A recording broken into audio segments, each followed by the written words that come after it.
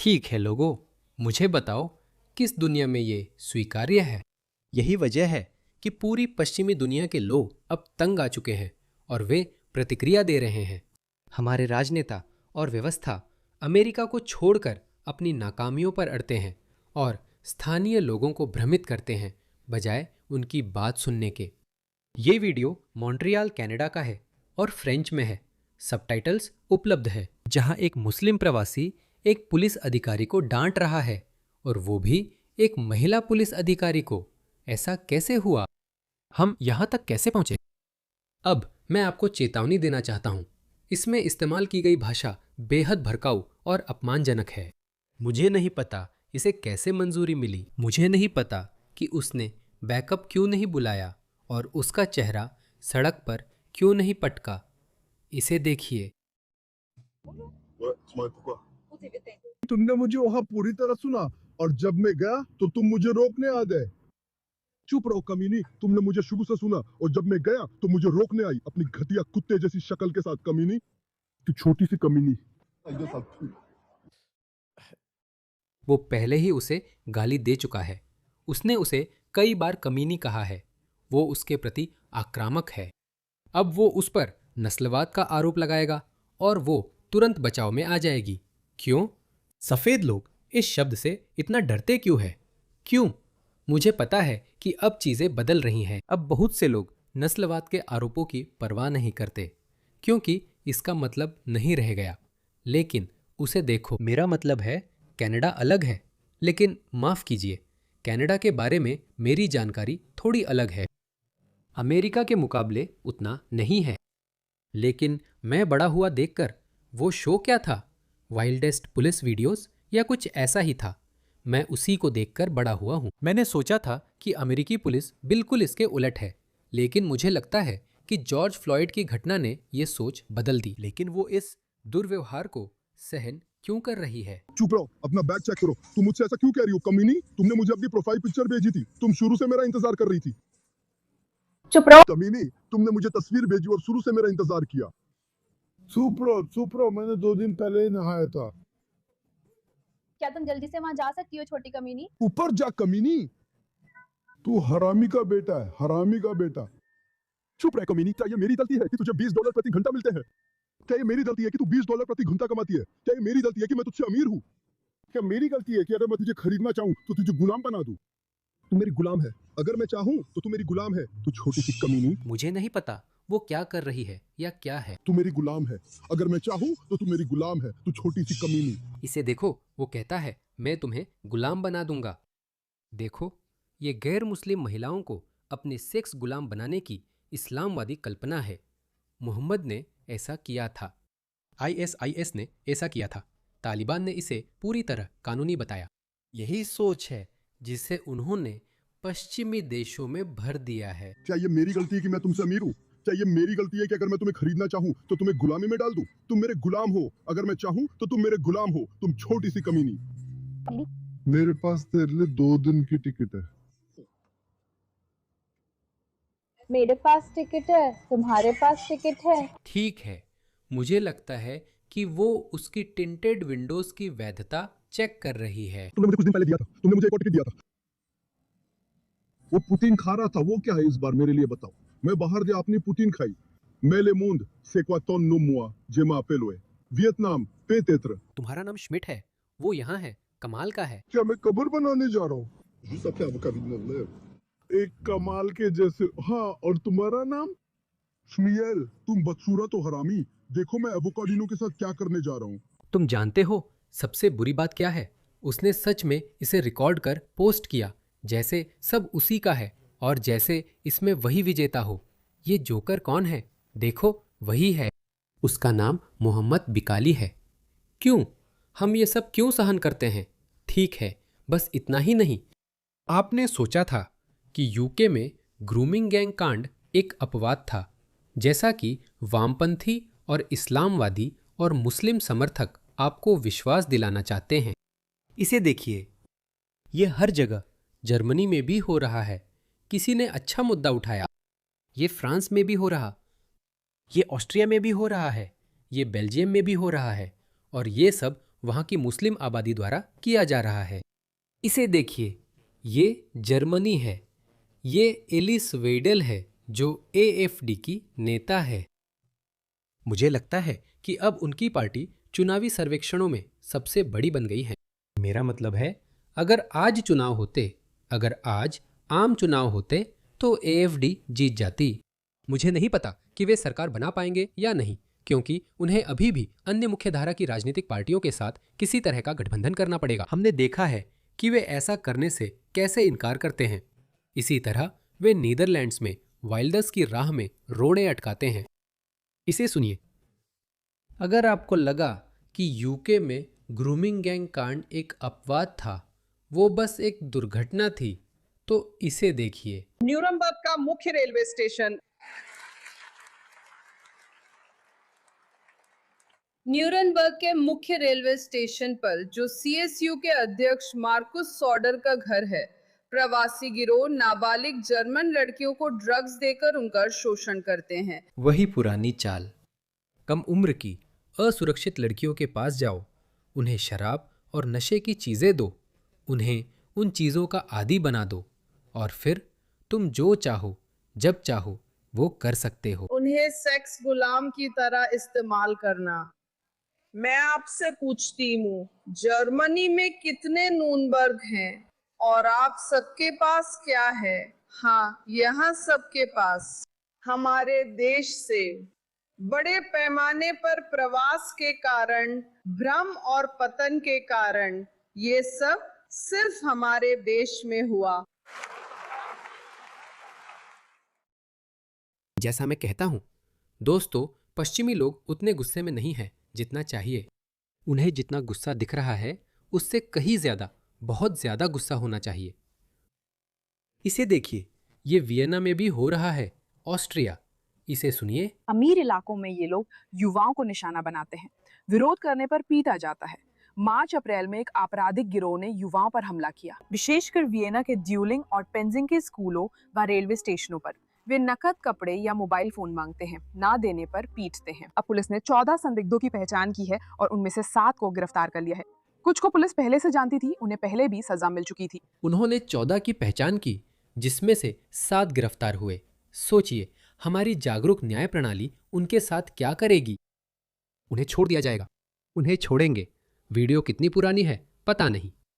मान लीजिए ये पिछले हफ्ते हुआ था।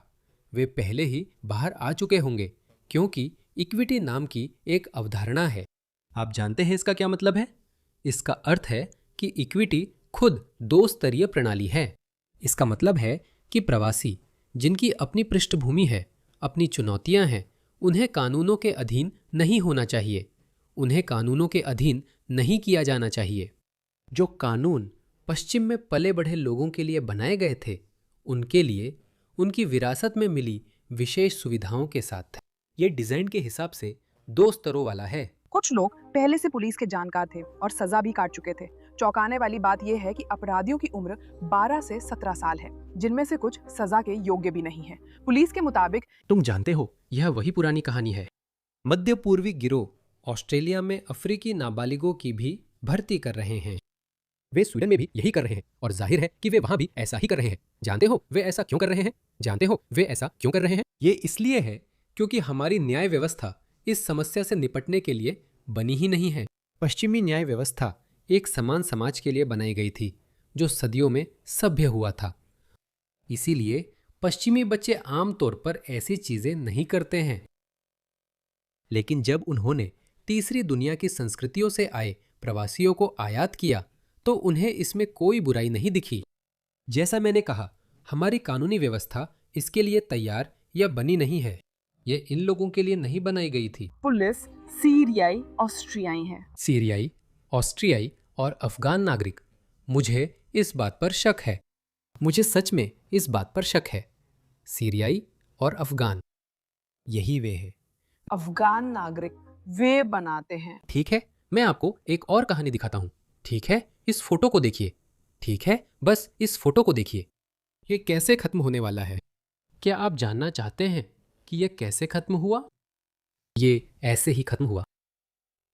नाइजीरियाई प्रवासी एडिदापो एडेक एडिक बोला, 40 साल के, जो सिर्फ 2022 में यूके पहुंचे थे, ने 23 साल की को चाकू मार दिया। 23 साल की ब्रिटिश मनोविज्ञान की छात्रा यही स्टेफनी आयरन्स को उनके अपने घर में मौत के घाट उतार दिया जब उन्होंने उनका छोटा सा रिश्ता खत्म कर दिया था। उसने उसका गला काट दिया। मैं पीड़िता को दोष नहीं देना चाहता, लेकिन हमने बहुत सारी ऐसी ही कहानियां देखी हैं, बहुत ज़्यादा, जहां वो उदारवादी महिलाएं जिन्हें दुनिया की एक सुंदर तस्वीर के साथ पाला गया था। सभी संस्कृतियां समान हैं, हम एक जैसे हैं, ये गोरे आदमी की गलती है, ये नस्लवाद है। कई जागरूक महिलाओं ने वास्तव में बहुत भारी कीमत चुकाई है। इससे मुझे वो स्वीडिश जागरूक महिला याद आती है जो किसी मानवीय मिशन पर कांगो गई थी। वहां स्थानीय लोगों ने उसके साथ बलात्कार किया और उसे मार डाला। ये मुझे उनकी एक कहानी याद दिलाता है, पर मुझे नहीं पता वे नॉर्वेजियन या स्वीडिश दोस्त थी। वे दोनों मोरक्को में बाइक टूर या कुछ ऐसे गए थे। दोनों का इस्लामिक कट्टरपंथियों ने सिर काट दिया और उनकी परेशानी यहीं खत्म नहीं हुई। उन्होंने उनके कटे हुए सिरों का वीडियो बनाया, फोटो खींची और उनके माता पिता को भेज दी। और जाहिर है, कौन इस इतालवी आदमी को भूल सकता है? यह आदमी विट्टोरियो अरागोनीजे, यह आदमी, वह फ्री फिलिस्तीन का बहुत बड़ा समर्थक था। वह आदमी गाजा गया और उन्होंने उसे मार डाला। तो मैं आपको इन लोगों का संक्षिप्त परिचय देता हूं, इसे देखिए। इसी वजह से पश्चिम, पूरी पश्चिमी सभ्यता या पूरी पश्चिमी समाज कुछ जगहों पर ज्यादा, कुछ जगहों पर कम, एक टूटने के कगार पर है। लोग अब तंग आ चुके हैं। इसे देखिए। क्या है? ये क्या लिख रहे हैं? ये आदमी एक अफगान है। इसकी घमंड और आक्रामकता को सुनो। मेरी समस्या, तुम्हारा मतलब? तुम मुझसे क्यों पूछ रहे हो? अरे तुम तो वहीं से आ रहे हो। हाँ, तुम मुझसे क्यों पूछ रहे हो? इसीलिए वो जेब में है। ये ये ठीक नहीं है। तुम्हें इसके लिए पैसे मिल रहे हैं, ये तुम्हारा हक नहीं है, ये मेरा हक है। तुम्हारा हक है। जाओ, हर महीने पैसे लो, शराब पियो और सो जाओ। तुम जानते हो इसका क्या मतलब है? वे पश्चिम को ऐसे देखते हैं, वे पश्चिमी लोगों को ऐसे देखते हैं कि वे कुछ नहीं करते। वे सरकारी भत्तों पर निर्भर रहते हैं। वे बेमकसद यौन संबंध करते हैं। उनकी बेटियां वेश्या है, उनकी बहनें वेश्या है। वे सिर्फ शराब पीते हैं, जबकि हम जैसे अल्फा मर्द उनकी औरतों से संबंध बनाते हैं।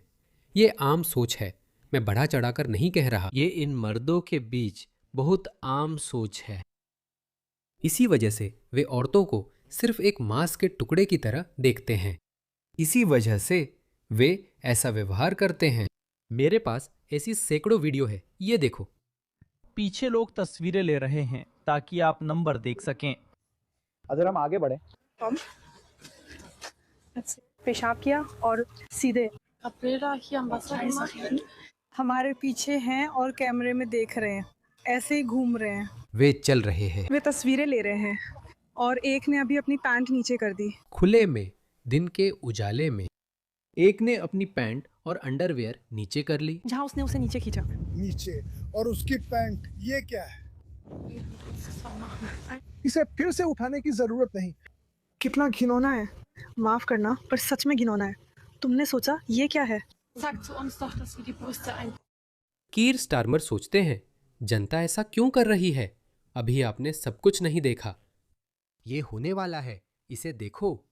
क्या आप मुझे बता सकते हैं कि आप इस देश में काम करते हैं? हाँ। मुझे अपने काम के कागज दिखाइए। नहीं धन्यवाद, नहीं धन्यवाद। मुझे कागज दिखाओ। लेकिन तुम्हारा आइडिया कहाँ है? मुझे आईडी दिखाओ। चलो, तुम्हारी आईडी कहाँ है? मुझे तुम्हारी तस्वीरें दिखाओ। चेक की, टोपी अनोखी है ना? ये मेरा देश है, हाँ है ना? लेकिन ये मेरा देश है। तो मैंने सोचा मुझे लगता है शायद ये आदमी एक दिलचस्प आदमी है। हाँ? मुझे लगता है शायद उसके पास कोई दिलचस्प कहानी है। मुझे उससे बस बात करने दो। तुम्हें लगता है कि ये तुम्हारे लिए क्या बकवास नहीं है? तुम इस देश में हो। इज्जत दिखाओ, इज्जत दिखाओ, इज्जत दिखाओ, इज्जत दिखाओ। तुम्हारा देश, ये देश, हिटलर का समय, इज्जत दिखाओ। तुम चाहते हो इस रवैये के साथ फिर से पश्चिम इन लोगों का कोई कर्जदार नहीं है। इस व्यक्ति को शांति भंग करने के कारण गिरफ्तार कर देश से निकाल देना चाहिए। लेकिन पता है क्या? कुछ भी होने वाला नहीं है। जो आदमी इसे रिकॉर्ड कर रहा है उसे ही यह महसूस कराया जाएगा कि वही गलत है। तुम्हारे पास खून है, खून। मैं लोगों की कहानी जानना चाहता हूँ, खासकर इस आदमी की, लेकिन वो खुश नहीं है। तो हाँ, कोई बात नहीं। हाँ जो भी हो, जाहिर है आप अंदर नहीं जा सकते, लेकिन मैंने उनसे बात की थी तो जाहिर है उन्होंने हमें बताया कि आप यहाँ शूटिंग कर रहे हैं। वो आपको क्यों बुलाते हैं?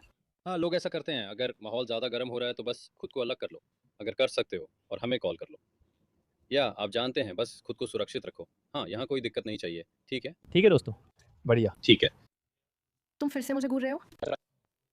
चलो मदद, मैं परेशान हूँ कि लोग जैसे वो आदमी जो यहाँ टोपी पहन के बैठा है, हाँ, तो ऐसे लोग बहुत होता है। उसे यहाँ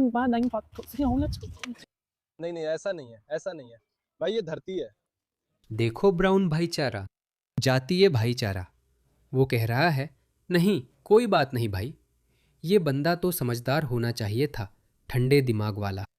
जैसा मैंने कहा, पश्चिमी समाज इतना गुस्से में नहीं है, लेकिन अब लोग दुनिया भर में जाग रहे हैं। और ये सब उन सभी वैश्विकवादियों, सभी वामपंथी वोक नेताओं पर उल्टा पड़ने वाला है जिन्होंने ये किया। इन्होंने ही ये किया। जो हमने बेलफास्ट में देखा वही अब पूरे पश्चिमी दुनिया में होने वाला है। ये होगा, मुझे नहीं पता ये कब होगा। कभी कभी लगता है कि ये कल ही हो सकता है, पूरा महाद्वीप फटने वाला है, और कभी कभी ये शांत हो जाता है, हमें नहीं पता। लेकिन जो कोई भी सोचता है कि ये बस ऐसे ही शांत हो जाएगा, वो असल में बस समस्या को टाल रहा है। ये किसी के लिए अच्छा नहीं होगा। मैं इस पर खुशियां नहीं मना रहा हूं, मैं ये उत्साह या खुशी के साथ नहीं कह रहा हूं, लेकिन मेरा काम है आपको बताना कि ये होने वाला है, क्योंकि चीज़ें जिस तरह चल रही हैं वैसे नहीं चल सकती।